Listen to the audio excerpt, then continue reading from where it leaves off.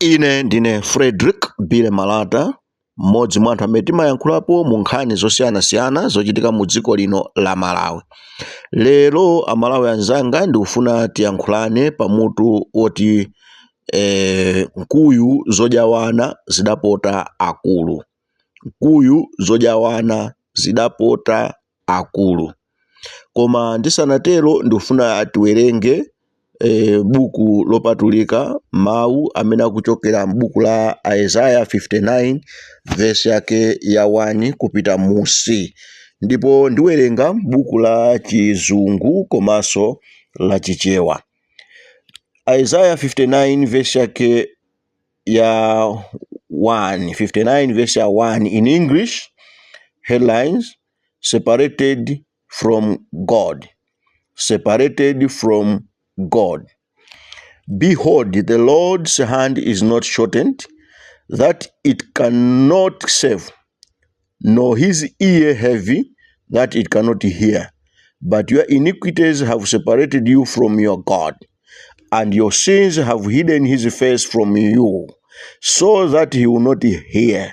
For your hands are defiled with blood, and your fingers with iniquity.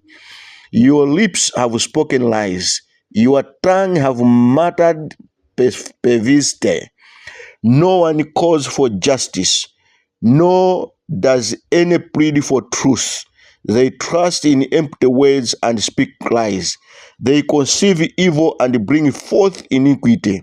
They hatch vipers' eggs and weave the spider's web.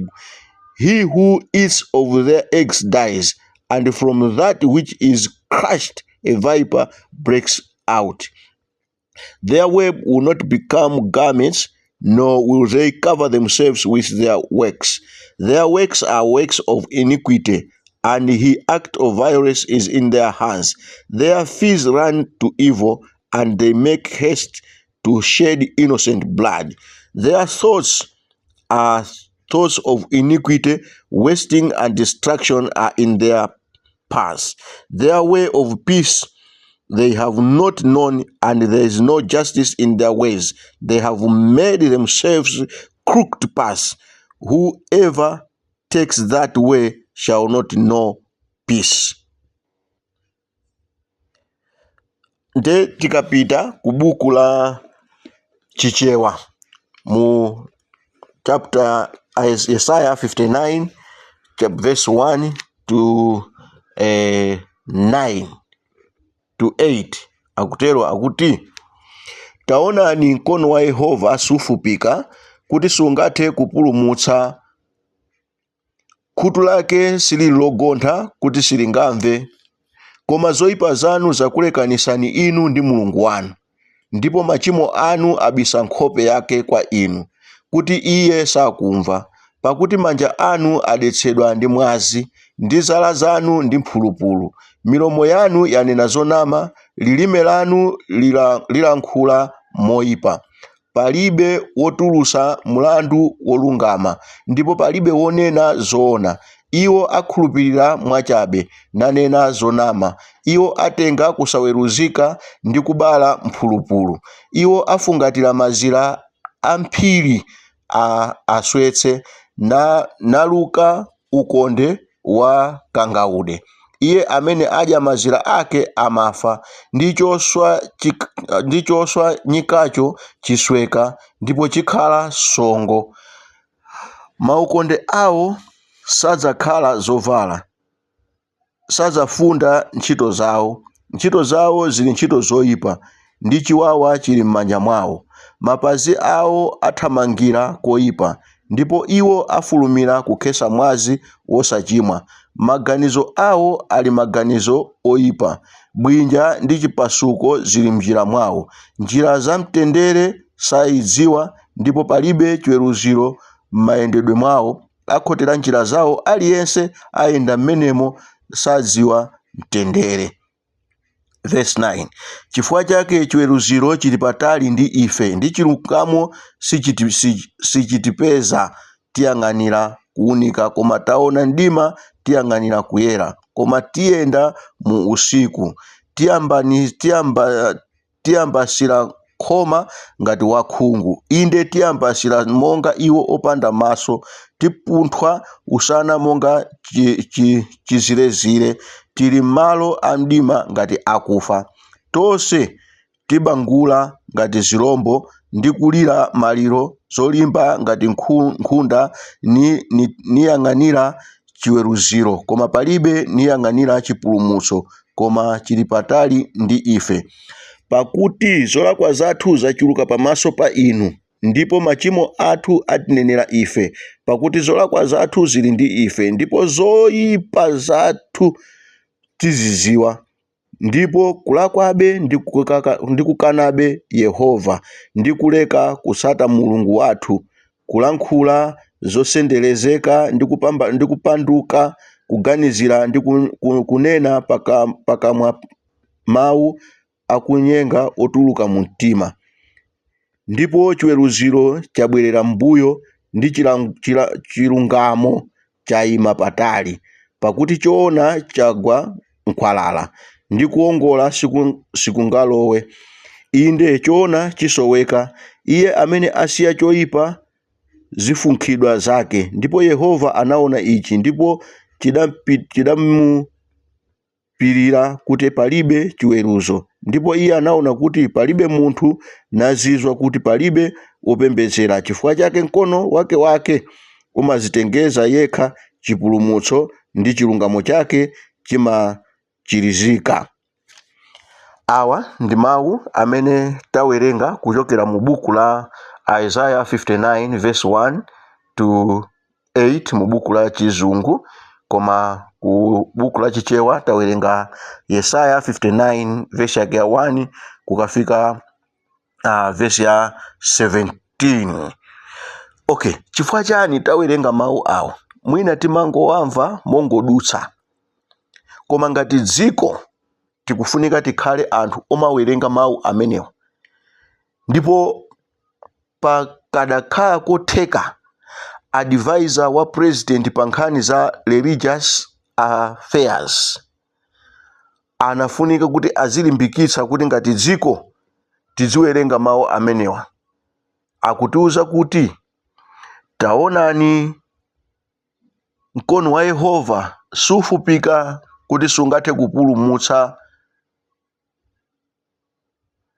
khutu lake silili logontha kuti silingamve, koma zoyipa zanu zakulekanisani inu ndi chikondi cha Mulungu wanu.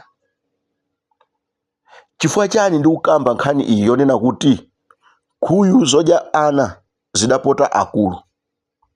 Dziko lino la Malawi tikangopanda kukhululukirana, tikangopanda kuvomereza kuti tonse ndi Amalawi, amene tikhoza kuchoka mdziko muno ndikupita kaya ku South Africa, kukafika kumene kuja ndikukakumana ndikukafunsa iwe dzina lako ndani? Ine ndine Frederick Bire Malata. Kumudzi kwanu ndikuti? Kumudzi kwathu ndi ku Malawi. Ndi mudzi mwa ndani? Ndikutchula. Umakhalira kuti? Ndimakhalira mu Lilongwe. Iwe ndiwe ndani? Ine ndine wakuti. Ndi kwa mudzi kwathu kwanu ndikuti? Kuli Mbuli, kutiko kumulanje. Umakhalira muti? Ani makhalira mu Lilongwe. Kuno ndikupanga ubale ngati Amalawi. Chimenecho ngati sitingathe kuchipanga mu dziko muno, tikhala tikumangomenyana, tikhala tikumangogwebana, ndipo tiona ngati mkono wa Yehova ndi wofupika kuti sungathe kupulumutsa. Nkhuyu zodya wana zidapota akulu. Ine mene ndimaonera ineyo, Achimwendo Banda amene aja ndi munthu mmodzi amene walangika koposera mwina ena onse amene analuza zisankho za pa 16 September. Chifukwa chani ndikukamba izi? Ndi munthu amene anali ndi mphamvu, ndi munthu amene anali ndi passion, ndi munthu amene amagwira ntchito yofunisitsa kuti chipani cha MCP chipitirebe kukhala mboma mpaka kumana kuti boma ndi lomweli. Ndipo miyala yambiri inali ku agenda. Ndipo Anomani Chisale anabwera ndi kunena kuti munthu akakhala pafupi ndi presidenti amazondedwa kwambiri, amanenedwa kwambiri, amapasidwa zoyankhula zambiri, amamangidwa. Chifukwa chani? Hayi, ngakhale sadalakwe, tchimo lake ndi kukhala pafupi ndi president. Lero as a nation sitingabwere kuti tikakhale pansi mpaka ndikuononga ndalama ndikumapita pa kamera ndikukanena kuti tifuna tikupita pa kamera akuti tikukanyoza majaji chifukwa chonena kuti amasula Chimwendo Banda. Chimwendo Banda ndi amene waluza zambiri chifukwa mphamvu zamuchokera wathothoka. Ndi munthu woti akhoza kumayenda apo anthu kumangolozerana kuti taonani autu ndende a Chimwendo Banda. Angosala ndi mphamvu za ku parliament kapena ndi ku chipani. Koma ngati mphamvu zimene anali nazo ngati ku dziko pano alibe. Lero we are spending a lot of monies ndi kupita kukakhala ndithu pa kamera cholinga akuti tinyoze majaji ndi cholinga chonena kuti akuti bwanji atulusa Chimwendo Banda. Nthawi zambiri ndi makonda kunena kuti ukamanena kuti ichi chitsiru kumaloza ndi chala chimodzi zala zitatu 1 2 3 zimakhala zikukuloza iweyo mwini kuti chitsiru chachikulu ndi iweyo. Mdziko muno muli anthu ambiri amene amangidwa milandu imene yatha mwina 5 years osapita ku khoti kumangochita adijani mulandu kupangidwa December September akuti adijunment tizapanga umenewo mu December, mulandu umenewo tizapanga mu March, mulandu umenewo tizapanga mpaka milandu ije ndikumatha mpaka 5 years. Si only Chimwendo Banda amene wafuna kukhala kuti apeze chitetezo kapena apeze chilungamo mu court. So many people akakhala kuti amangidwa aliyense amapeza njira yoti apeze chilungamo. And the whole nation singakhale ndikungoganiza kuti tiyeni tiime tizingoganiza za Chimwendo. Ndi pamene tikuganiza za Chimwendo, let's fight majaji. Majaji ali ngati ame. Muzayerekeze kumenya wa ame mmodzi. Kaya ndi pansika zinachitikapo kudowa ku side ya dowa popita kusalima pamvera. Anthu anamenya silikali mmodzi. Atamenya silikali mmodzi panabwera asilikali ochuluka ndi kumenya ena onse mpaka mashopu amene anali pamenepo ndi kuotchedwa. Chifukwa chani? Asilikali amaziteteza. You menya silikali mmodzi wa ame mmodzi expect kuti wamenya asilikali onse Malawi wafwala.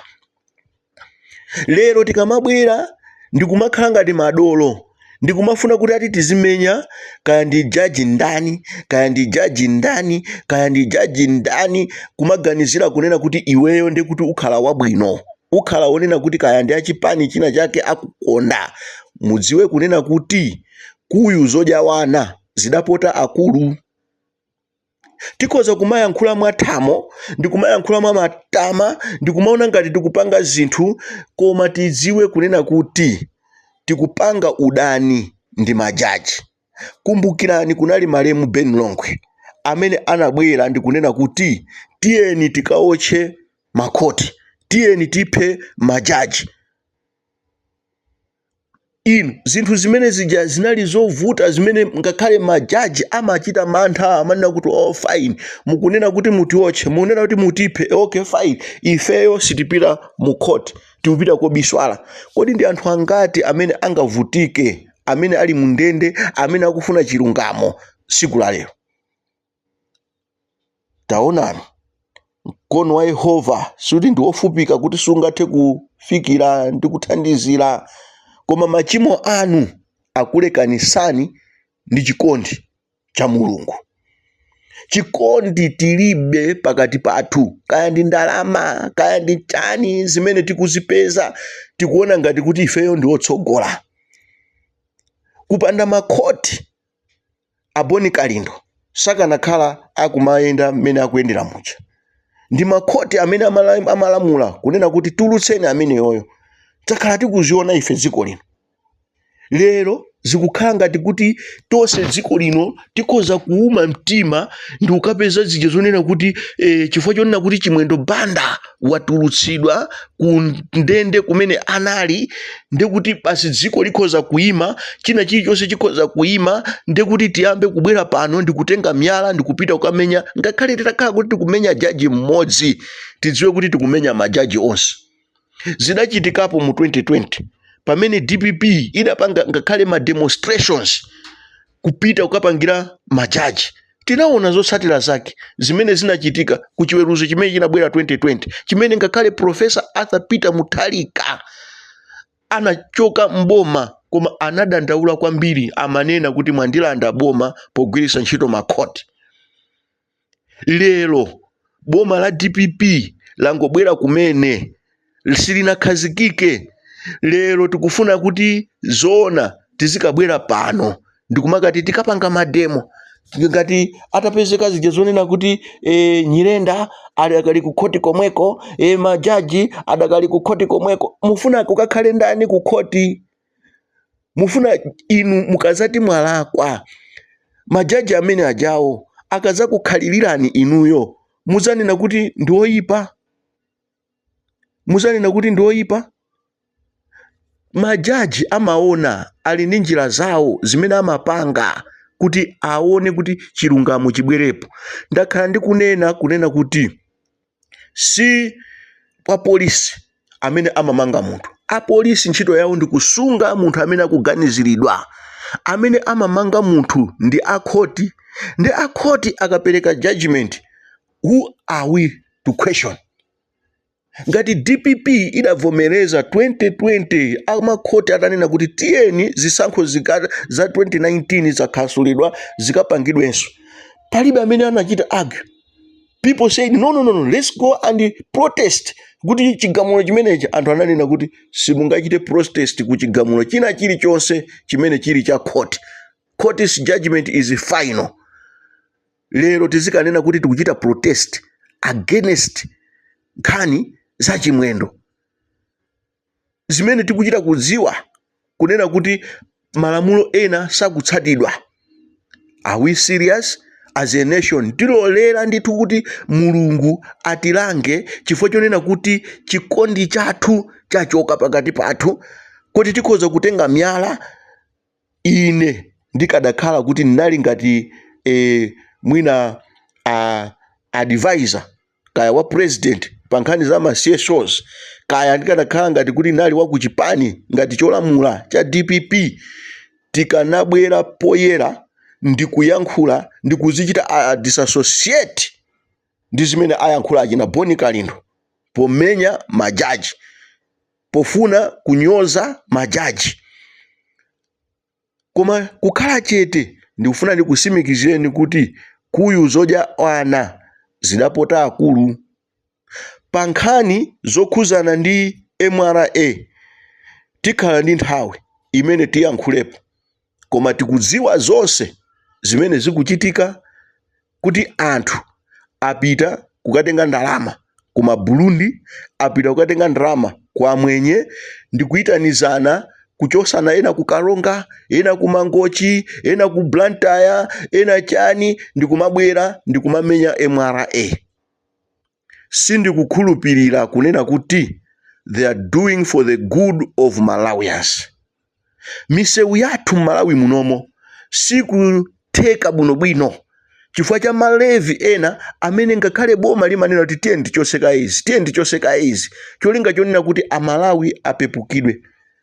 Nde munthu wina akabwere ndikumakanena kuti ya chosani malevi, sukudziwa why don't you engage? So tisamayankhule chifukwa choti tifuna kudya, koma tizidziwa kuti chimene tikupangacho chikuyenera kuti chikomere kumwamba.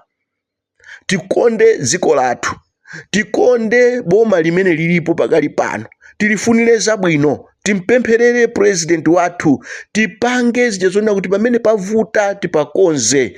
Koma tikabwera ndikunena kuti ati tioneke madolo, tikhale pa TV, timenye majaji, timenye MRA, njira zimene zili zobweresera ndalama ndiye chingire tizikabakira munthu. Koma zoona mu shopu monse katundu amene ali menemo munthu azimuwerengera, ndiye kuti munthu yapanga ndalama kulimbikitsa simagolini.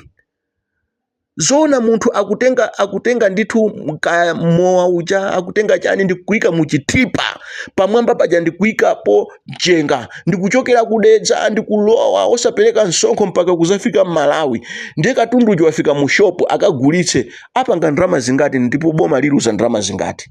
Now ngati akufika mu shopu ndikukumana ndiye MRA imene mujamo electronic invoicing system, ndiye kuti boma lachenjera. Wina akabwere akanene kuti iyayi zimenezi zidachitika nkhondo kwina kwake. Have you visited those countries ndikukaona kuti kunachitikadi mademo kapena unachitikadi anthu anakana zimenezozo? So ukamu tiyankhula bwinobwino kwa inu Amalawi, koma timafuna tingonena kuti tisamangokomedwa chifukwa choti talandira ndalama kwa amwenye kapena talandira ndalama kwa anthu ena amene ali against chimwendo ndikufuna kuononga dziko lino kumamenya majaji, kukafuna kuononga dziko lino kumamenya MRA. Ine ndine Frederick Bire Malata.